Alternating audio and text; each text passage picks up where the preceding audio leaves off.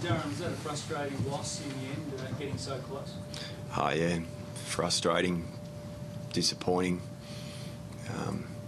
To be able to match it with the grand finalists from last year for basically, well, even more than match it with them for 3 quarters. But yeah, disappointing that we were so poor in the second. What went wrong in the second quarter? I think it was a combination of things. Went away from some of our basics. Turnovers, just killed us. Their first 6 goals of the game came from our turnovers, giving the ball back to them. You always know with Sydney that they're going to come after you, and their pressure's going to be pretty high. But you've got to be able to absorb that pressure, and for the most part we did.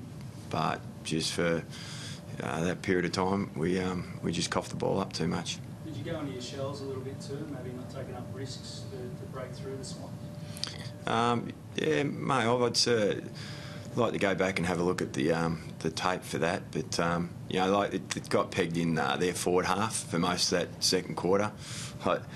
The inside 50 count, we're down 18 inside 50s for that quarter. Other than that, we would have been plus 10 inside 50s. So yeah, it could have been that we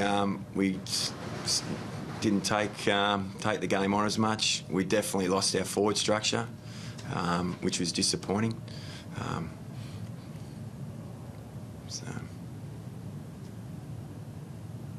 much communication did you have with Brad tonight?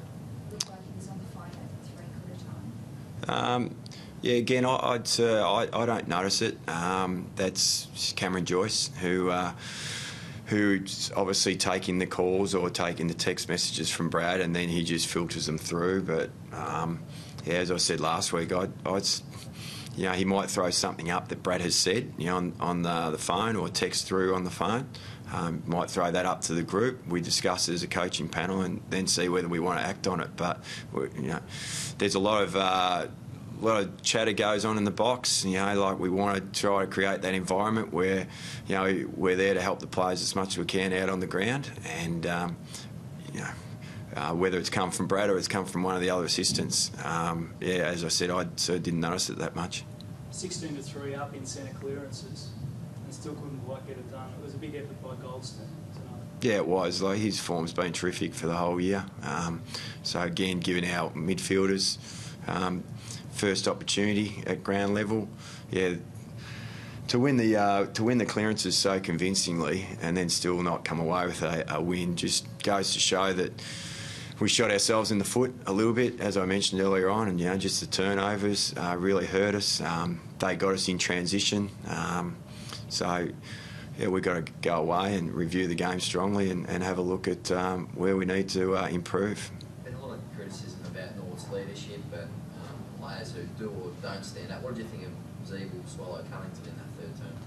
Yeah, I thought the leadership wasn't an issue tonight. I thought the guys, after coming out after half time, obviously we had a pretty robust discussion at half time, and I thought the guys really responded, and we outplayed them in the second half. And our leaders, I thought, all led the way.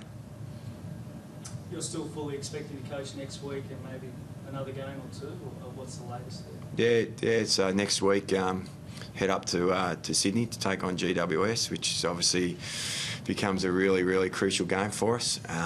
Then we go into the bye, and I'm pretty sure I'll be also coaching against Gold Coast. But depending on Brad's recovery, which is going quite well, he might be back around the place, but just won't be able to fly. So he might be back and actually coaching midweek, and then I'll obviously just take the reins for the game. 5 and 6 though at the moment, Darren. I mean, you can't afford to probably lose another one next week. It's really on the line. Yeah, it is. It is. It was before last week's game against West Coast. I mentioned that the season was on a knife's edge, and every time you drop one like this, it comes back to that state. So, we need to bounce back, strongly, and get a win against the GWS. Looking get Daniel Wells back?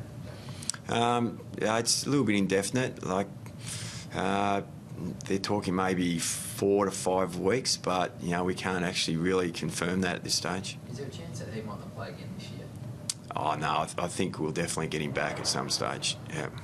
What was your take on the free against Swallow? It didn't cost you in the end, the contentious one with Goodsy down in the pocket. I think there's probably going to be some teething problems with that rule. So the interpretation of it.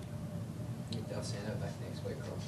Yeah. So Nick trained strongly during the week and was so close to playing, but we just felt that another week under his belt would probably benefit him. So yeah, he should definitely. He's really raring to go. Thanks, Croc. Jack Zabel had said during the week that he hoped that North fans would show a bit more class in their treatment of Adam Goods. As the coach, were you disappointed by the reception that he received? I think perhaps the more we talk about it, the more it's going to rear its ugly head, and I think Adam's probably sick of it as well.